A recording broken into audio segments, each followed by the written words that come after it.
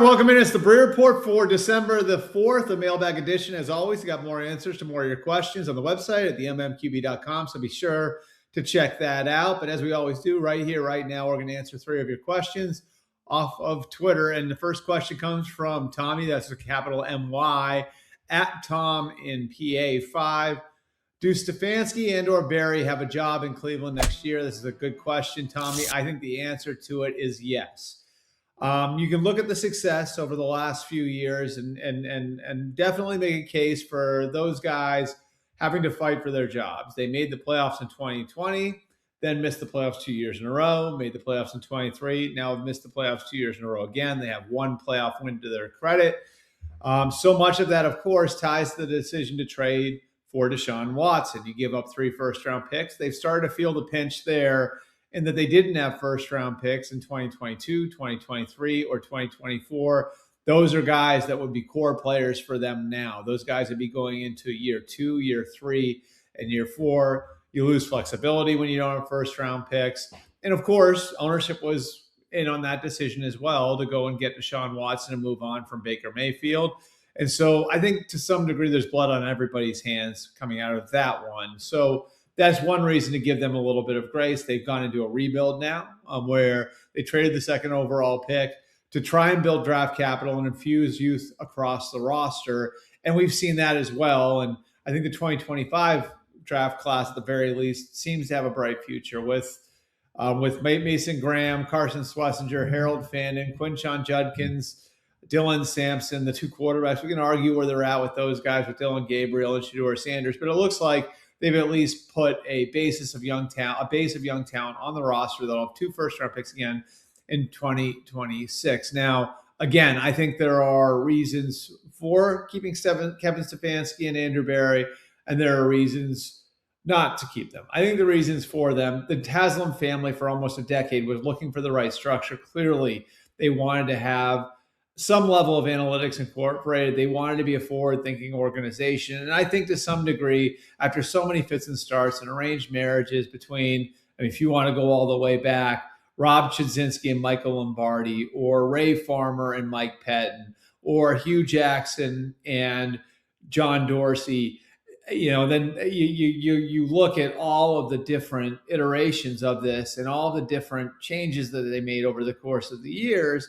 And it's very easy to say, okay, like, we finally got what we wanted. We have here a general manager and head coach that work together in Kevin Stefanski and Andrew Barry. We have the analytics influence that we want. We worked really hard to get this thing set up the way that we want it. Now we finally have it the way that we want it. So we've had some success. We should have more success going forward if we just stick with this. They know what it's like to be in the wilderness looking for the right head coach, general manager combination. On the other hand, and this is the flip side of it, a pretty big piece of the puzzle got kicked out this season when Paul DePodesta left to go run the Colorado Rockies. So you look at that and what that's done to them and taken a pretty big piece of the pie out.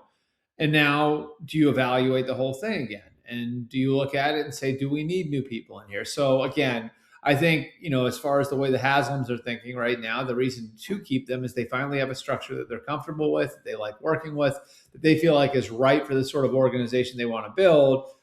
On the flip side, the success hasn't been there the last couple of years. Now, again, you can attribute a lot of that to the Watson trade, which everybody was on board with. And now you've got a guy coming out of the equation, Paul DePodesta, that was, a piece of that structure.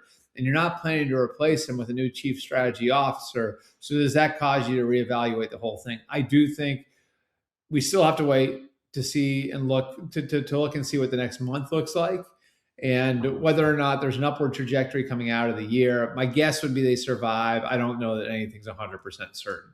Question number 2 coming from Joel. That's at Coop Goes Vroom. I think that is. You got a couple of zeros in there in place of the O's. Why isn't the Vikings front office taking more heat about the team's struggles? KOC admitted yesterday that he didn't change the game plan to fit his rookie quarterbacks. Kwesi hasn't filled the roster with good players from the draft. KOC has publicly knocked McCarthy about his fundamentals. All right, so if we're just looking at how this thing looks from a personnel standpoint and what they've done since they got there in 2022, Kevin O'Connell, Kwesi Adolfo-Mensah got there In their first two draft classes, they had 6 top 100 picks. 5 of those 6 top 100 picks are not on the roster anymore. The one exception is Jordan Addison. So from the 2022 and 2023 drafts, the guys that you would expect to be cornerstones for you, guys you drafted in the first one in the top 100, 5 of those 6 guys didn't even make it to the end of their rookie contracts. That's not good. So that's something you definitely have to evaluate. Again, you got it right on Jordan Addison, but the 5 of the 6 you did not get right. Then go to 2024. Well, early on, does Dallas Turner look like a cornerstone? I think there's questions there. And then, of course, you've got the J.J. McCarthy situation. So from a draft perspective, it's not very good. From a veteran acquisition perspective, though, it's a lot better. And you look at some of the guys that they've been able to go and bring in, whether it's a Jordan Mason at running back, the way that they've reworked their offensive line, and bringing in Will Fries and Ryan Kelly on the defensive side of the ball. Certainly, I think, they've carried out Brian Flores' vision for the defense, and having guys coming in, veteran players like Andrew Van Ginkel and Jonathan Grenard. It looks like they've hit on a bunch of guys like that. Byron Murphy, another one that was a good one coming in. So on the free agent front, they've done really well. In the draft, they haven't done as well. Where are things between Kwesi and Kevin O'Connell? All those things have to be evaluated. But I don't think this is like a 1-for-1 situation where it's like, okay, we got to look at the whole thing. I do think ownership would look at each piece of this and see how it fits together. Kwesi on one end, Kevin on the other. We'll see where that goes. But I certainly think you have to drill down and take a hard look at how they've done in the draft. And obviously in a place where a lot of stuff has worked. And I think through 4 years, they've done a ton of good work, right? And we've seen what they've been when they've been at their best and what they were last year and how they got the most out of Kirk Cousins, how they got the most out of Sam Darnold, and how they developed young players there that they inherited, and guys like Jordan Jefferson, and now Jordan Addison is one of their own, but bringing TJ Hawkinson over from Detroit and getting the most out of him. They've developed the young guys they inherited. They've been able to incorporate free agents, but there is a hole there as far as how they've drafted. And that's certainly something that has to be evaluated. Question number 3 from Ricker, 81. That's at D_Ricker.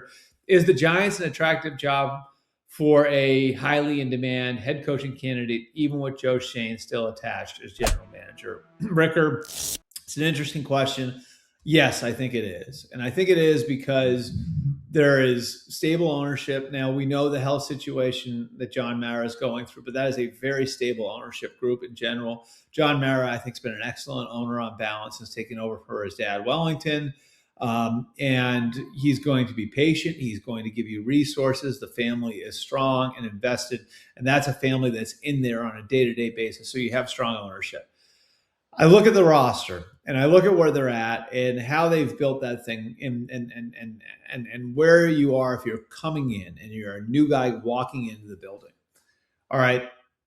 It really rides on whether or not you like Jackson Dart as your franchise quarterback going forward. But if you do, you got a franchise receiver in Malik Neighbors. You got a franchise left tackle in Andrew Thomas. You got a promising young tight end in Theo Johnson. You've got 2 franchise pieces on your defensive front in Brian Burns and Dexter Lawrence. You've also got Abdul Carter, who certainly needs to grow up, and there's a maturity question there, but is incredibly talented. The secondary has some veteran pieces in it that you can work with in Paulson Adebo and Javon Holland.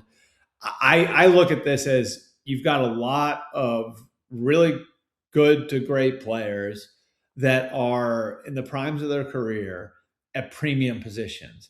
And so I don't think this is a rebuild. This isn't the typical 2-win team that you've got to rebuild. I think a lot of the pieces are in place. And if you like Jackson Dart, I think you can get there quickly. This could happen fast, like Chicago and New England have happened this year. So I certainly think it's attractive from that standpoint. Now the question is, can you work with Joe Schoen? And I think, if Joe is the one who is spearheading the hire, and there are about 10 guys on the list right now as head coaching candidates. And I don't think somebody's on that list that you look at and say, that guy can't work with Joe Schoen. Then you go forward with it. Where Joe might not be completely out of the woods, and this is, I think, the caveat that you got to put on all of this, is if there's a coach out there that the Giants really want to get who wants to bring his own general manager. And to me, the comparison there would be the Kansas City Chiefs in 2013. They fired Romeo Crennel. They kept Scott Pioli. The intention was to keep Scott Pioli as the general manager. Then they were competing with the Arizona Cardinals for Andy Reid. Andy Reid wanted to come in and just be the coach and wanted to hand the keys to a general manager he trusted. That general manager at the time was going to be John Dorsey, who Reid had gotten to know years and years and years ago, all the way back in the 90s in Green Bay, and had stayed in touch with. And so the idea there was, well, we need to get Andy Reid. So sorry, Scott, this isn't going to work out. Scott gracefully stepped aside, and John Dorsey came in to work with Andy Reid. So could that sort of situation play out where the Giants are in competition for a coach who wants to bring his own GM? Yes. Otherwise, I do think Joe Schoen winds up being the general manager paired with a coach that he can work with. Appreciate you guys coming out. As always, you can leave more questions to all of this down below on the YouTube page. You can also get me on social media at Albert Breer on Twitter, at Albert R. Breer on Facebook, at Albert_Breer on Instagram. We got one more Breer report coming this week. We will be previewing week 14 for you. That'll be coming tomorrow morning. We'll see you guys then.